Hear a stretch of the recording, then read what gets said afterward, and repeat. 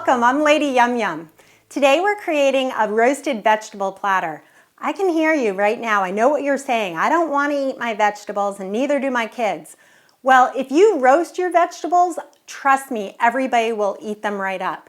It brings a nuttiness and a sweetness to the vegetables and just makes everything better. I'm also very excited to have Stephen Dempsey with us today. Stephen's from Washington State, and he's an artist and filmmaker and photographer. I've asked him here today to talk about his photography. Hi, Stephen. I'm excited to be here, Lady Yum Yum. Of course, it's show 2, I believe, for you, and I'm excited to be in one of the first few that you're shooting. So, Stephen, in front of me, I have a rainbow of vegetables. Eating from the rainbow of colors is not only healthy, but it's appealing to the eye. Tell us how color palettes come into play in your photography, Stephen, while I start cutting up these vegetables. My specialty really is nature photography. So most of the colors that I see are in the greens and browns, and so I tend to be attracted by colors that are not those two colors. For instance, if I'm driving around and I see something like a red barn, that will be something that'll make me stop, and I'll really want to put that into the photograph somewhere.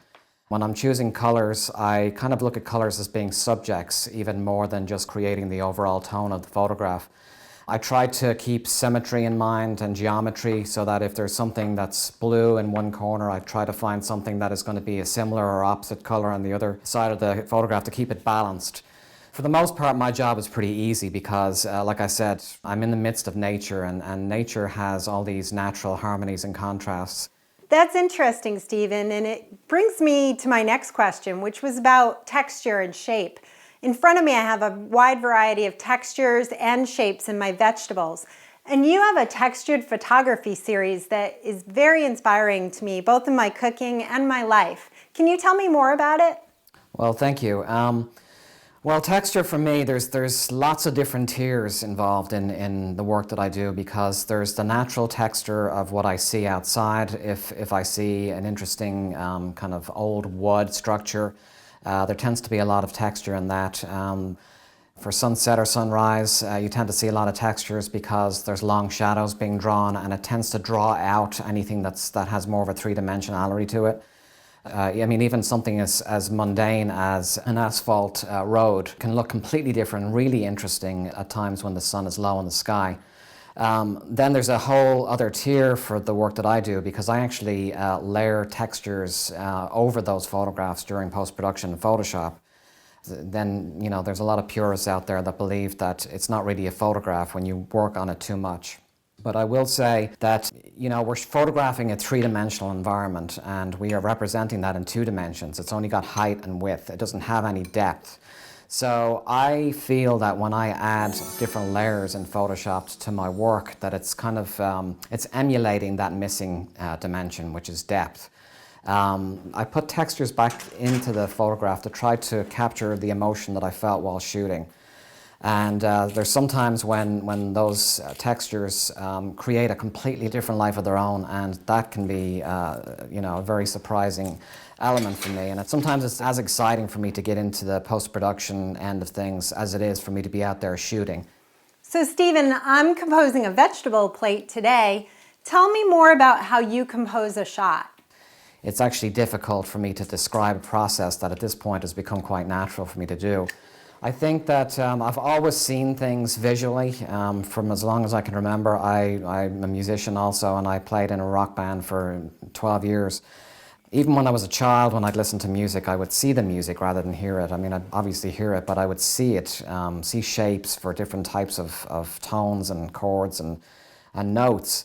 And so I've always been extremely visual, and there's various theories for what makes a good composition. There's the rule of thirds, there's all kinds of things.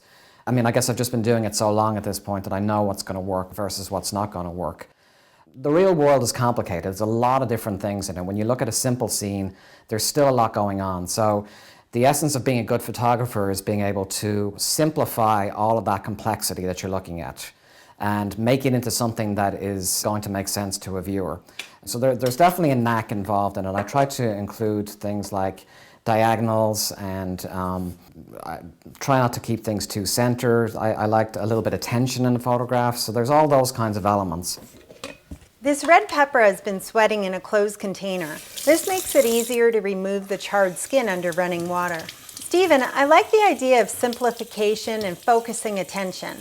I'm about to make edamame hummus. Now, edamame is a pretty subtle flavor, but by using a few other key ingredients, I can enhance this flavor and focus attention on it.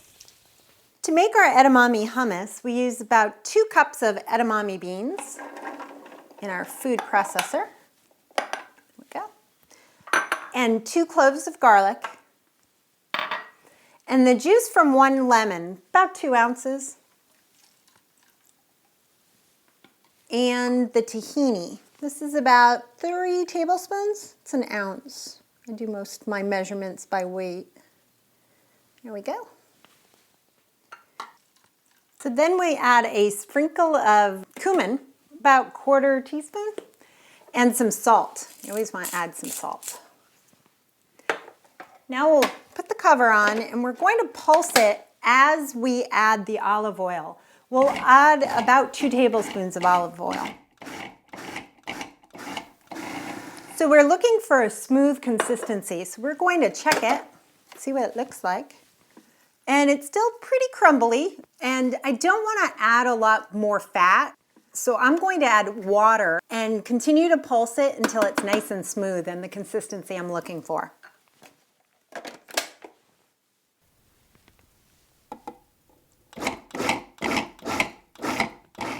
I'm making Lavash Crackers. They're really crunchy and they're very low calorie, and they go with all sorts of things.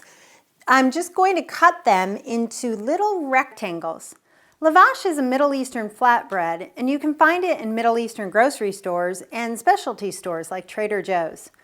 Put them on a cookie sheet and bake at 350 for about 10 minutes. They're done when they're crispy. Oh, perfect.